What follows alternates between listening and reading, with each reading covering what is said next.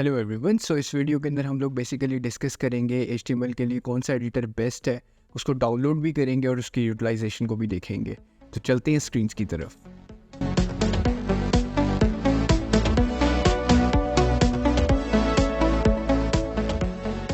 सो screens पे हम लोग बेसिकली आ गए हैं और यहाँ पे हम बेसिकली जिस एडिटर की बात कर रहे हैं वो है visual studio code.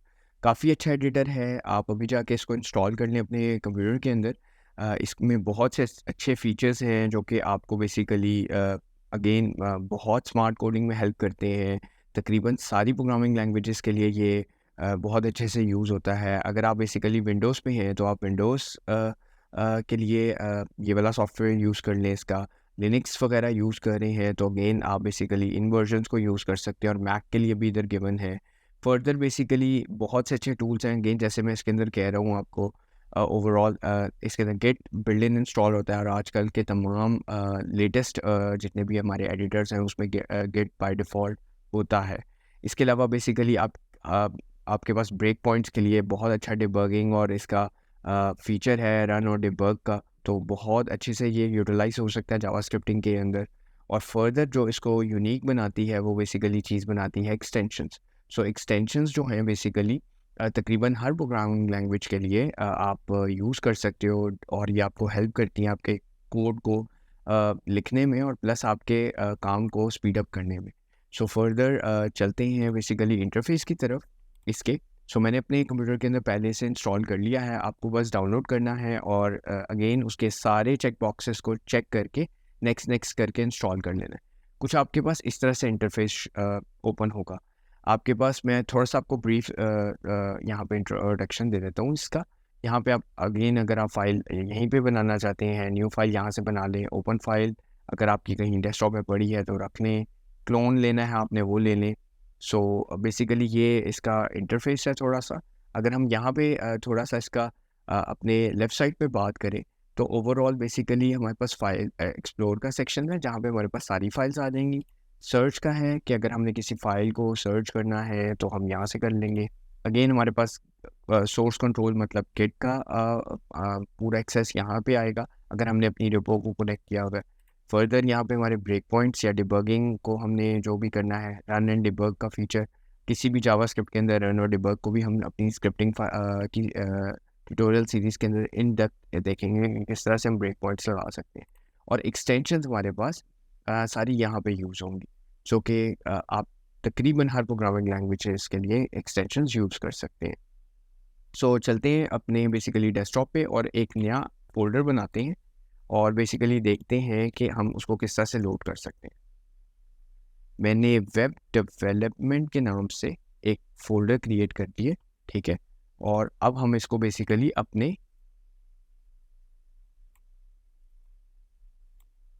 Visual studio code के एडिटर के अंदर लोड करते हैं, जो कि बेसिकली हमारे पास हो गया।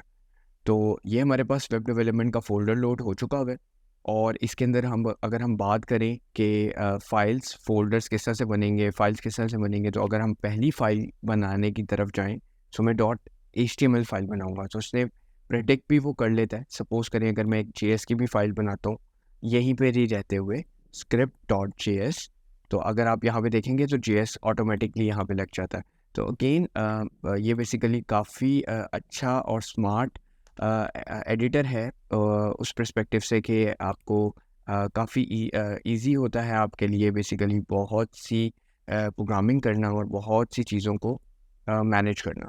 सो हम यहाँ पे बात करते हैं कि ओवरऑल एचटीएमएल की फ़ाइल तो हमने बना दी, हमने index.html की फ़ाइल क्यों बनाई?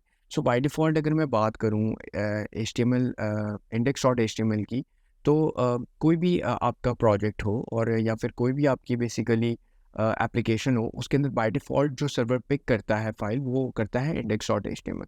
अगर आप ऐप के नाम से कोई बना लेंगे या फिर आप कोई सपोज़ करें आप index2 के नाम से बना लेते हैं या कोई भी home.html या फिर home.python या फिर कोई भी आप फ़ाइल बना लेते हैं, तो आपको सर्वर को या फिर आपको अपनी एप्लीकेशन को ये बताना पड़ता है कि बेसिकली ये फ़ाइल मेरी एज़ एन मेरी होम के लिए यूज़ हो रही है या प्री बाय डिफ़ॉल्ट जब वो लोड हुआ आपकी एप्लीकेशन, तो वो वाली पिक हो फ़ाइल, जैसे home2 हो गई, होम हो गई या index2 हो गई। तो बट ब्राउज़र्स के लिए बहुत सिंपल होता है कि अगर आप कोई भी इस तरह की फ़ाइल नहीं बनाते और सिर्फ index.html ही लिखते हैं, तो सर्वर हो गया या ब्राउज़र हो गया बाय डिफ़ॉल्ट वो index.html पिक कर लेता है। सो दैट्स व्हाई हम लोगों ने भी स्टार्ट करने से पहले यहाँ पे index.html बनाया वेब के अंदर फ़ोल्डर। सो एक्सटेंशंस की हम लोग बात करते हैं। एक्सटेंशंस के अंदर हमें बेसिकली 2 एक्सटेंशंस चाहिए। एक पहली है हमारे पास लाइव सर्वर के नाम से।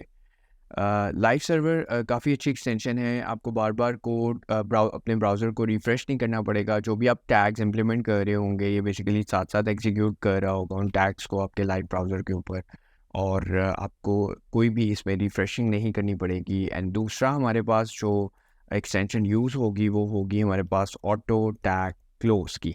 ये भी आपको हेल्प करेगी। आपको जितने भी बेसिकली टैग्स मिलेंगे, आप जो भी बनाएँगे उनको ऑटो क्लोज़ करेगी। तो अगर सपोज़ करें आपका डॉक्यूमेंट बहुत लंबा हो गया है और बेसिकली एचटीएमएल के अंदर आपको पता है एक कंटेनर के अंदर बहुत से टैग्स हो सकते हैं, डिव्स के अंदर बहुत से टैग्स हो सकते हैं, तो आपको वहाँ प्रॉब्लम नहीं आएगी। कोई भी टैग बंद करना कहाँ है, वो खुद बेसिकली उस टैग को क्लोज़ करेगी। तो अगेन आपका बेसिकली प्रोग्राम जो आप लिख रहे होते हैं, कोड जो आप लिख रहे होते हैं, वो बहुत हद तक फ़ास्ट हो जाता है।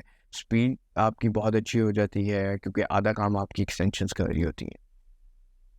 वापस आएँगे हम अपने एचटीएमएल के डॉक पे। सो डॉक पे हम आके देखेंगे कि किस तरह से हम एक एचटीएमएल का डॉक पहला क्रिएट कर सकते हैं डॉक्यूमेंट, और उसमें बेसिकली हम अगर देखें, सो आपने शिफ्ट और एक्सक्लेमेशन मार्क दबाना है, तो आपके पास पहली एब्रिविएशन आ रही है एमिट एब्रिविएशन। सो आपने इसको एंटर कर देना है। जब आप एंटर करेंगे तो आप ये देखेंगे कि एक पूरा डॉक्यूमेंट क्रिएट हो गया। आपने घबराना नहीं है, लाइन बाय लाइन हम इस कोड को समझेंगे और इसका यूजेज भी देखेंगे कि कौन से लाइक यहाँ पे वर्ड का क्या मीनिंग है और किस तरह से क्या चीज़ यूज़ होती है। फर्दर हम इन डेप्थ में इन टैग्स को पढ़ेंगे ताकि आपकी HTML4 से लेकर 5 तक की अंडरस्टैंडिंग बहुत बेहतर हो। अगेन हमने जैसे कि ट्यूटोरियल के शुरू में सीरीज़ के स्टार्ट में एक नैरेटिव बिल्ड किया था कि आपको ईच एंड एवरीथिंग एक-एक कोड और एक-एक एब्रिविएशन एचटीएमएल की पता होगी, और इन डेप्थ हम लोग उसको देखेंगे कौन से टैग्स यूज़ करने चाहिए और कौन से नहीं। सो इस ट्यूटोरियल सीरीज़ के अंदर वो आपको समझ मिलेगा। Thank you for watching this video.